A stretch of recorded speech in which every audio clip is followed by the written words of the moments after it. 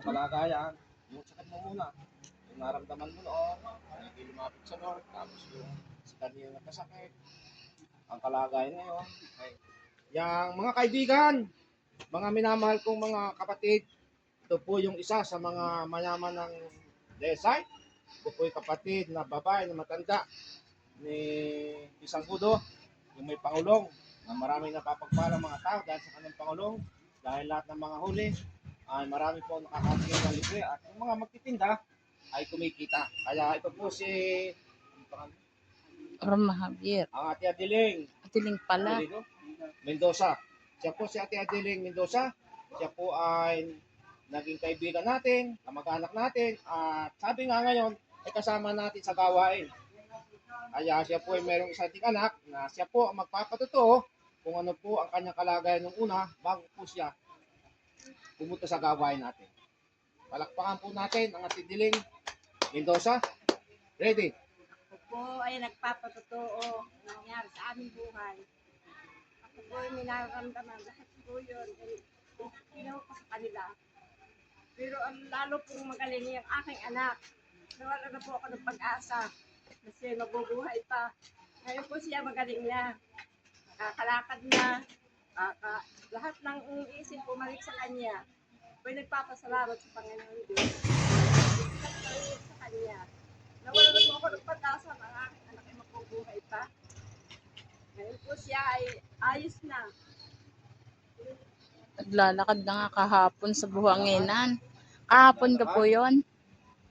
Naglalakad po, ang layo ng nilakad. Yung pinasok sa inyo. Talagang hindi na nakawala sa kaisipang maganda dahil siya ay nalimutan na ng lahat. Ngayon ay ayos na. Lahat ng nakaraan ay alam na niya. Kasi magaling na lumakad. Lagi nang gusto tayo lumayas. Yung pagkain, kumusta? Ang pagkain naman talagang kung hindi po kontrolin, napakagaling kumain. Nakakakanta. Nako, Dati hindi naka-make. yung kanyang kantang Bully Band na dati, ngayon alam na alam pa niya. Pero dati, hindi na yun na-make. Dati hindi mo matatanong, wala siyang alaala. Ngayon alam na niya lahat. Kahit anong itanong. Dati hindi nangangapit sa inyo. Hindi po nagtututok sa amin. Pero ngayon, Ngayon, laging gusto nasa sa amin. masaya, Masaya. maligaya. Ako, pati mga anak, talagang wala kong nagkasaya. Sabi ko na sa mga anak, ako'y nawala na ng pag-asa sa iyo. Kung ako hindi siya pinagaling yung Panginoon Diyos, talagang si baka wala na dito sa mundo. So, mga kapatid, yun po yung kanyang anak na si Kanye, na dati ay payat, sikat na kusinero sa buong site, lahat ng okasyon, siya naroon. Pero nung siya ay magkasakit, parang ang mga kaibigan ay wala. Walang Kaya nalap. ang gawang mabuti ay napakaganda. Pero kung hindi napaparangalan ng Diyos, sa bandang huli, pag-ikinatalo, walang kaibigan, wala kang halaga sa mga taong iyong minahal at pinahalagaan. Ganyan po ang buhay sa mundo. Kaya ngayon, magmahal po tayo sa tao, una ay sa Diyos. Kaya yun ang aking pamantayan, mas naniniwala ako sa Diyos na lumikha ng langit, bago doon sa lumikha niyang mga nilikha. Kaya maraming salamat sa Panginoon sa buhay ng ating diling, at dalangin ko po sila magpatuloy at marami pang mga tao ang mga gumaling, at ako po naniniwala sa lahat ng hayo ko, ang Diyos ay laging nagpapagaling at napakabuti, napakadakila, siya laging bida, balita, bantog, at ako'y nasa baba, lagi siyang napaparangalan.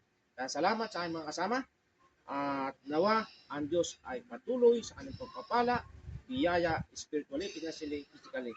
Sa Diyos lamang ang papuri sa kanyang pangalan na Jesus. Salamat po sa Amen. inyo. At dumating kayo sa aming buhay. Yan. Hindi, wala na aking anak.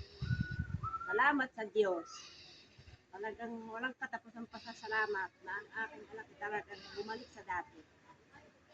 Yan, Napakasigla na niya ngayon. napakinggan po ninyo ang testimony sa kanyang po nanggaling, mga testimony, at marami pong testimony. Sa akin po kayo maniwala dahil ang aking anak talagang wala nang pag-asang siya mabuhay pa.